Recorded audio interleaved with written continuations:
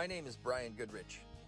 I'm a husband and father, water treatment operator, a lifelong musician, a lifelong angler, and at 36 years of age, an adult onset hunter.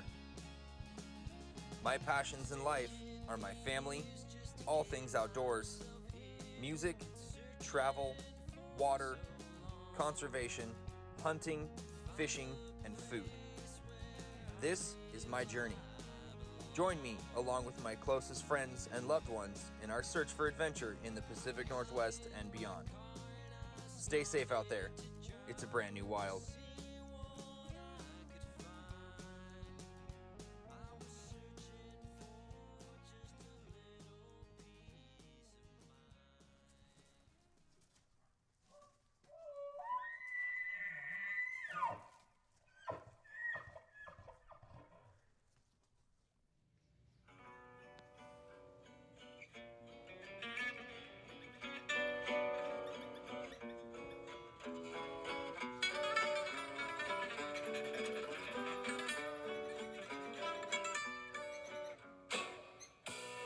So it's about 4 o'clock. Just got my camp set up. Got my broadheads put on. Took a few more practice shots. Now I am heading up the trail. See if I can find a spot to glass for some elk. Beautiful, beautiful piece of property right near the Sixes River in Southwest Oregon. Supposed to be a good area for bear and deer. Don't know about elk yet, but we'll see. Hopefully. All right. Check in later. We were given access through a friend of a friend to 80 acres of private land on the coastal range near the Sixes River.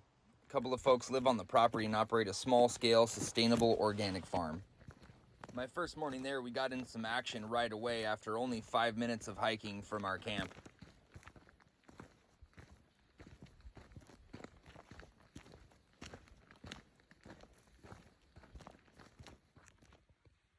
I just let out a cow call, and we just heard a bull right up the road. Is real close.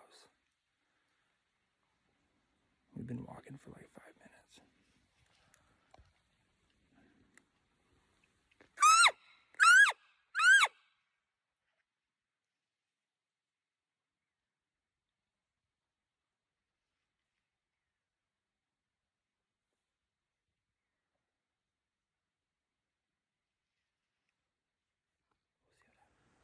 We started getting responses from a bull and a handful of scattered cows, despite the fact that we couldn't see them. Sounded like they were within 100 yards and getting closer, though.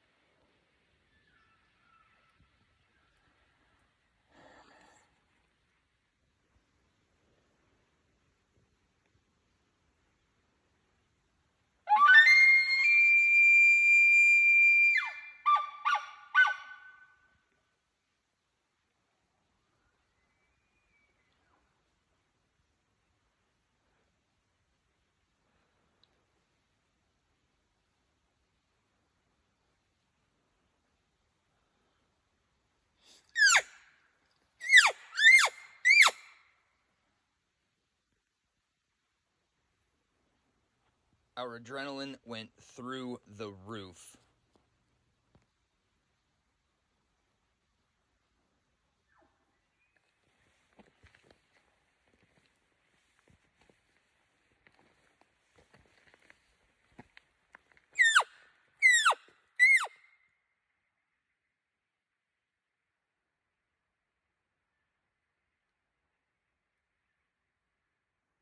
In the excitement and adrenaline of a close encounter, we think maybe we began to call too much, and the elk soon began to lose interest.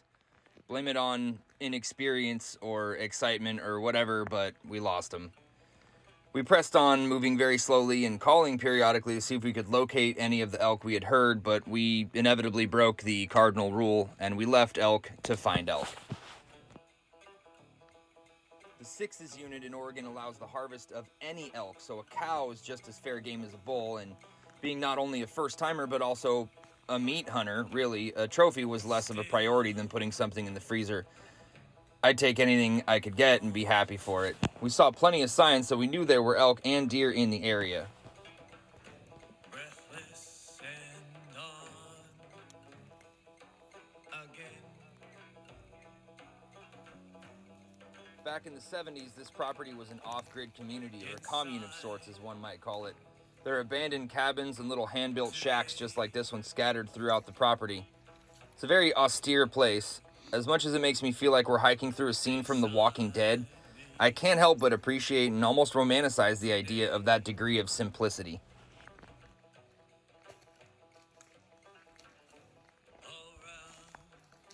Later in the morning, we drove out to a patch of public land close by to do some glassing from a hilltop.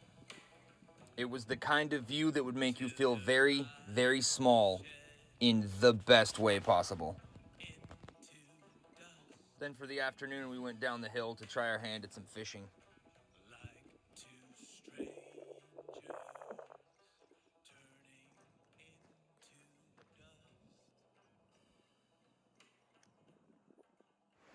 So after the elk party we had this morning, we went back to camp, and then we drove around a little bit, and we hiked a little, we glassed a little. Didn't see much. Well, the elk are bedded down anyway right now, so you're not going to see a whole lot.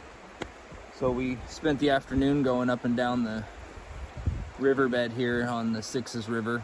See if we can't catch something big enough to eat. And even if we don't, this wasn't a bad place to waste the afternoon.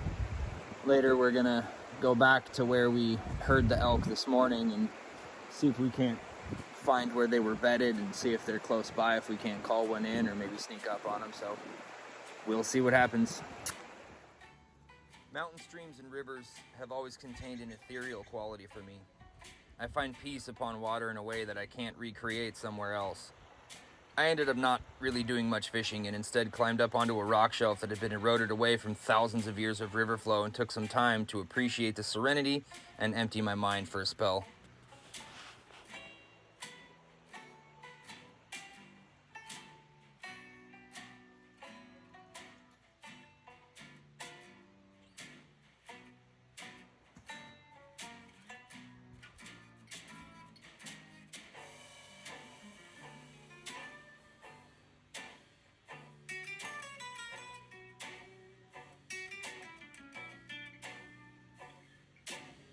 I may or may not have dozed off for a little while there.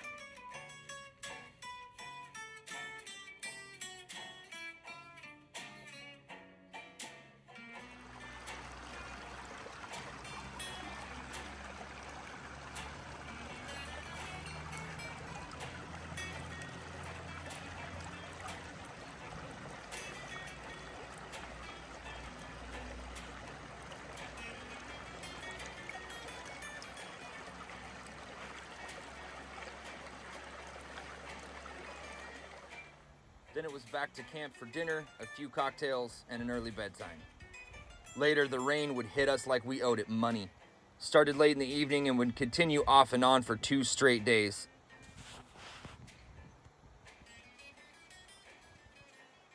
So we got up bright and squirrely before the sun came up, but it's been pouring rain all night, and both of our tents are cheap. So mine's just leaking from the sides and his is leaking from the roof. All of our stuff is wet. It's gonna be an interesting day, so we'll see what happens. Stay tuned.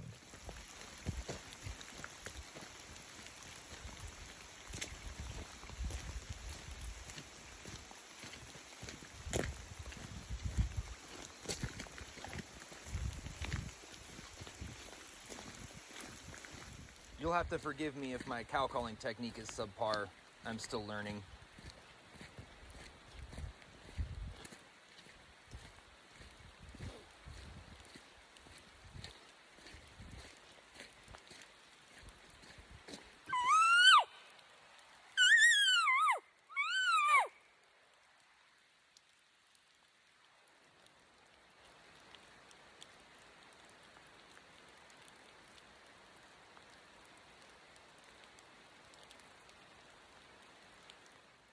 Time and time again, we were met with silence. Not sure if the rain had them hunkered down, or if the sound of the rain just prohibited us from hearing them, or if they just weren't anywhere near in the first place.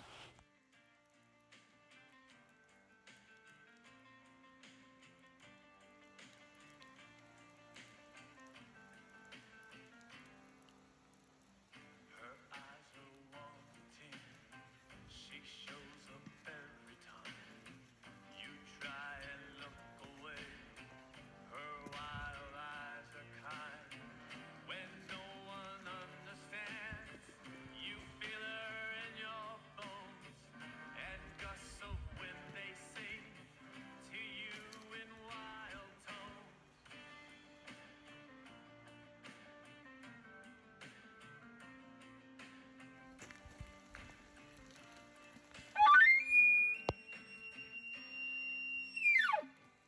When the party lights are far away, and the fireflies are the only ones.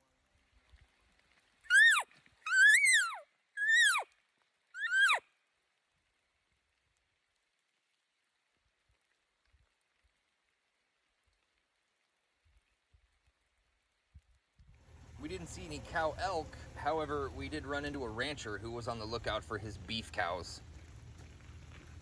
That was a pretty weird thing to come across in the middle of a mountain range.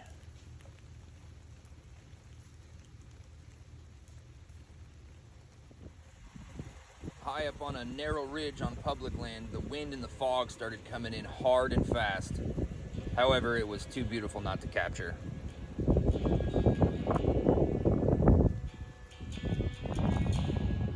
Not a simple man of patience, never easily satisfied.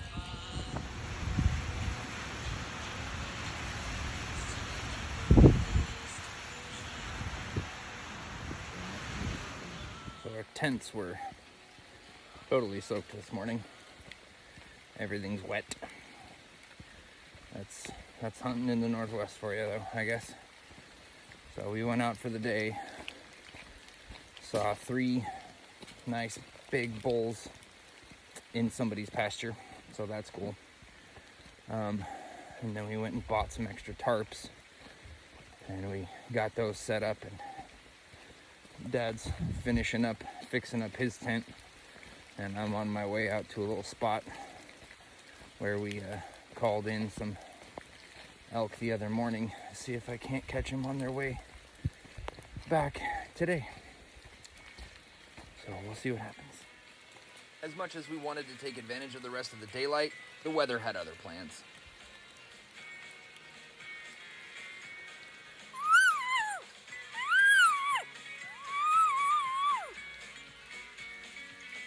Bring your toothbrush, pack some soap. When it's cold outside, so don't forget your coat.